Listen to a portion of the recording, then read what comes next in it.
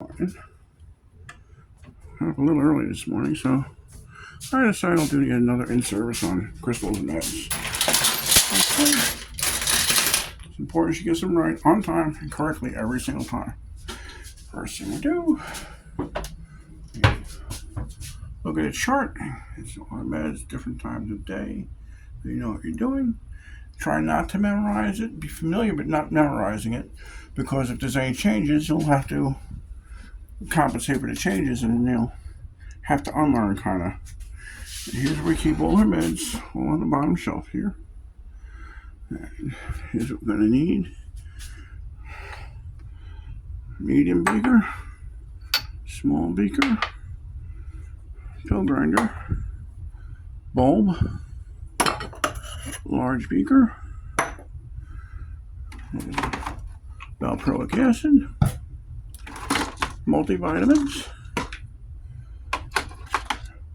We need a 2 milligram aripiprazole. She has a 2 and a 5. The 2 milligrams she gets in the morning. Okay. Always read the labels. Always know precisely what you're doing. And here's the clobazam. We need 2 syringes, a purple one and a white one. The purple one goes specifically for the clobazam because they make it that way. And we need famotidine and lacosamide. For morning meds are when Crystal gets the most meds, the most volume of stuff at a time. So we try and watch how much goes in her. Okay, now we have a parfait spoon. Put that there. And a stirring stick. Put that there. Here's a isosource. That's her enteral formula. Get a tray to collect everything up onto. And we can get started. Put your water back here so you can see everything that's going on. Make sure you have everything in the frame. Okay, that should be good.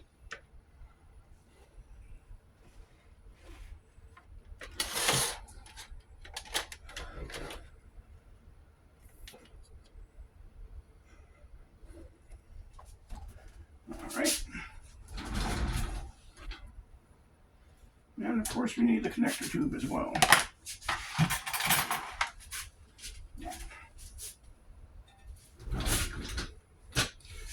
What I usually do first is I pour the fiber source out, and I've already done it this morning. You pour that into the large beaker. The reason we pour it in there is so that we can inspect it, see if it has any lumps or if it's gone bad, because we've had issues in the past. Okay, but this one's good, so it goes right on the tray. All right. Next, we get spinner fiber, because at least 2 of Crystal's meds are constipating, so you have to compensate for that. We take the medium beaker. We take the medium beaker and put in 1 level teaspoon. Not heaping, level. Make sure it's level. Can you see that? Boop. Okay.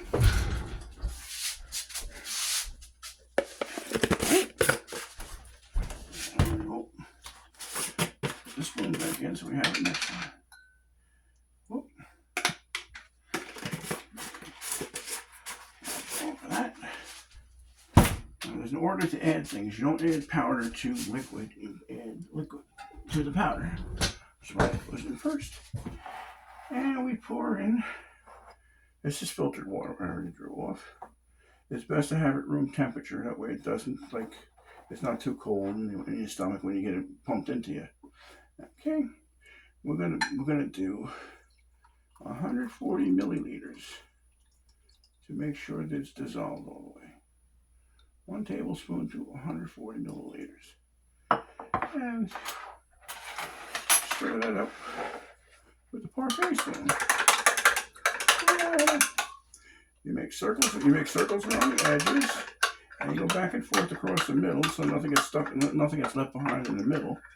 And then you stir it on the outside again, back and forth across the middle. Turn it around. Tap, tap, tap. Not too hard because it's glass. Okay. And now it'll turn clear in a few seconds. Put it on the tray. Next, we have clobazam. Okay.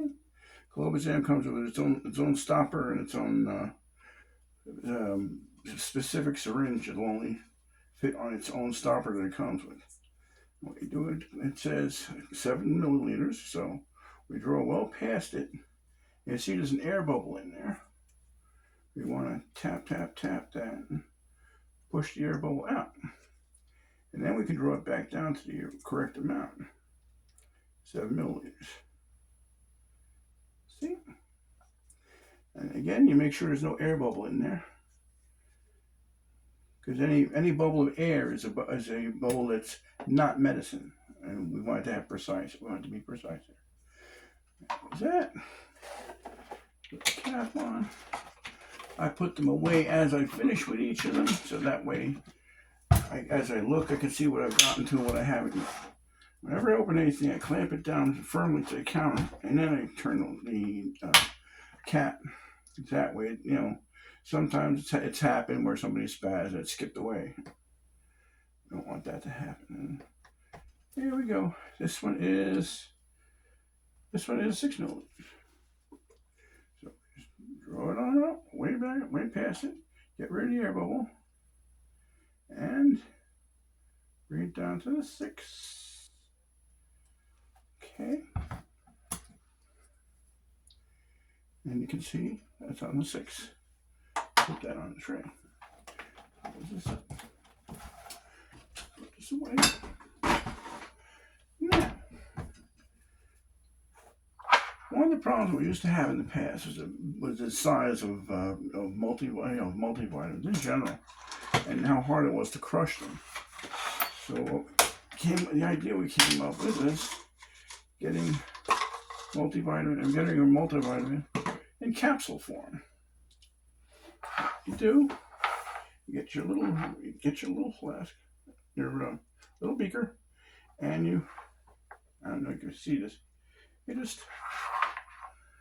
kind of, I don't know if you can see that. Just pull it open, pull it apart, and dump its contents. Make sure you get it all into the beaker.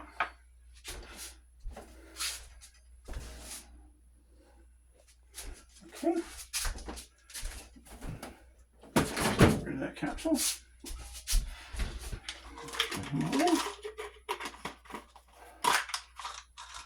Oh, another important thing that I forgot to do, you should always do, is turn on the under-counter light.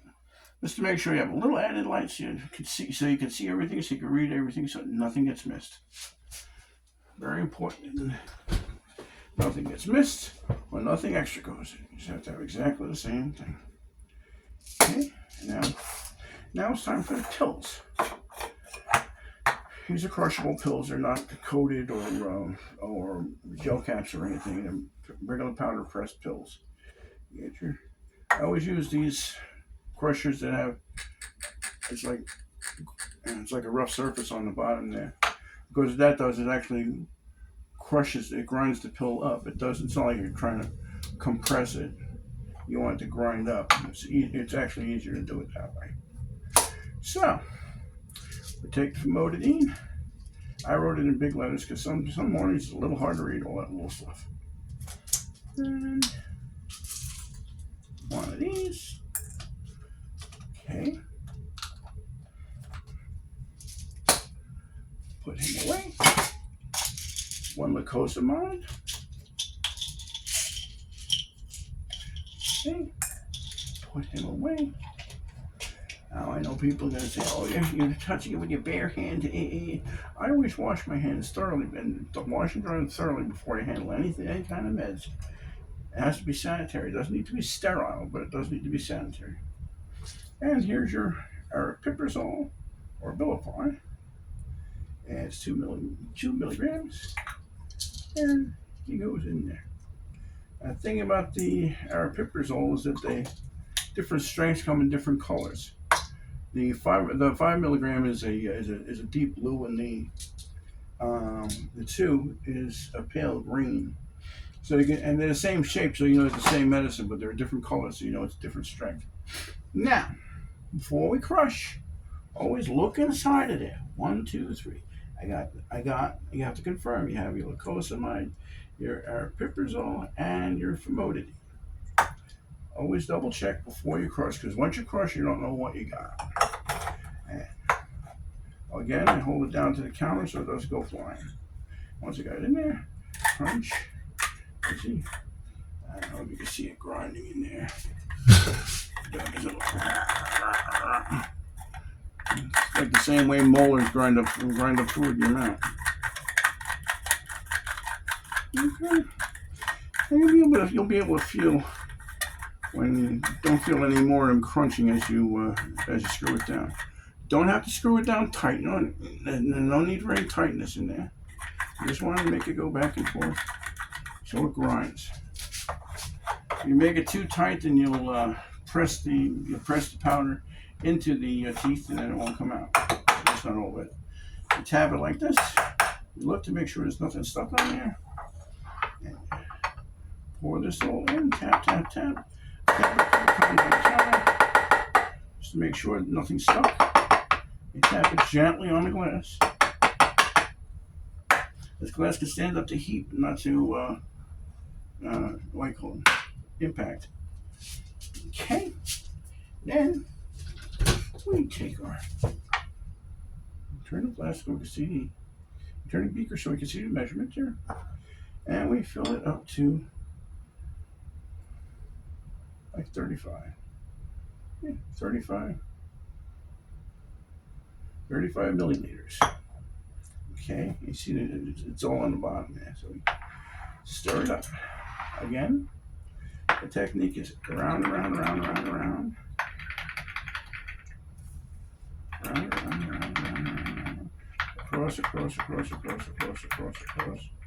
So nothing is stuck in the middle. Round. Cross.